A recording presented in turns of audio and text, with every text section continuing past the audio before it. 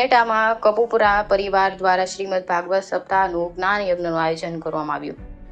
ઉપલેટામાં આયોજિત શ્રીમદ ભાગવત સપ્તાહ જ્ઞાન યજ્ઞનું આયોજન કરાયું હતું, જેમાં શ્રીમદ ભાગવત સપ્તાહ જ્ઞાન યજ્ઞમાં વ્યાસપીઠ પર રાજુભાઈ જોશી બિરાજી સંગીતમય સુરાવલી સાથે અલૌકિક કથામૃતનું રસપાન કરાવતા લોકોમાં ભારે ઉત્સાહ રહ્યો હતો.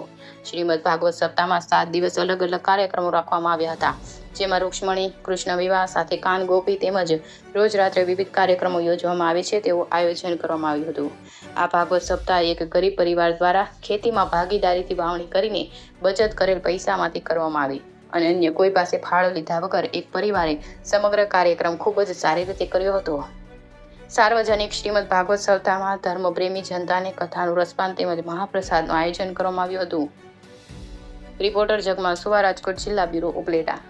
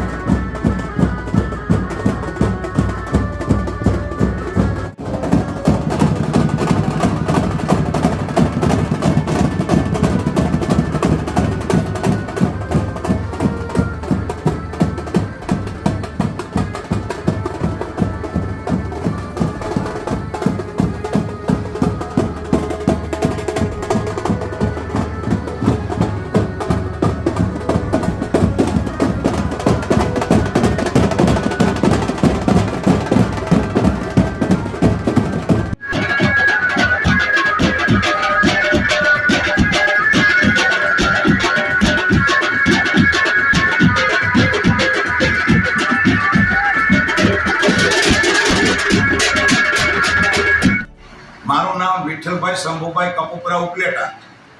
જે તે આ ભગીરથ કાર્ય કર્યું છે એ અર્જુનભાઈ સૌજીભાઈ કપુપરા અને એના દીકરા 3 વગર મૂડીએ, એટલે કે ખેતીની જમીન ભાડે રાખી અને 5 પૈસા બચાવી અને આવડું મોટું કાર્ય કર્યું છે. લાખો કરોડો દેતા આ કાર્ય થાય નહીં એવું એને કાર્ય કર્યું છે.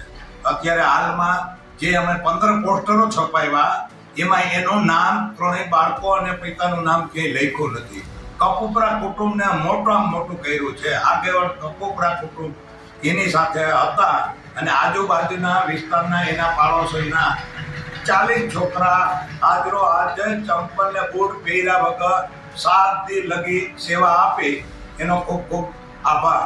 બીજા નંબરમાં કે એની પાસે એક દિવસ સુદામાની ઘોડે ઘરમાં દાણો ખાવા નહોતો, ત્યારે એના બેને 1.5 કટો ઘઉં મોકલાવ્યા. પછી અર્જુનભાઈએ ખેતરને એના બાળકોને લઈ ખેતરમાં ઓહલો ઘઉંનો કરી અને 1.5 ખાંડી ઘઉં ધોકાવી અને અર્જુનભાઈના ઘરેથી મારી ભાભીએ ધોકાવીને 1.5 ખાંડી ઘઉં ઘરમાં રાખ્યા.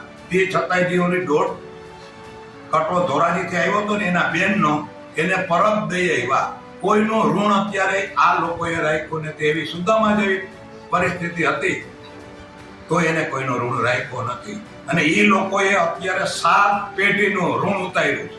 જે અત્યારે આપણે બધા આ માથે પાપના પોટલા લઈને ફરી છે, એ પોટલા આપને દેખાતા નથી. એનું કારણ છે કે આપને અહમ છે. એટલા માટે એ લોકોએ 7 પેઢીને તારી છે અને કરોડો રૂપિયા દેતા આવું ભગીરથ કાર્ય કોઈથી થાય નહીં.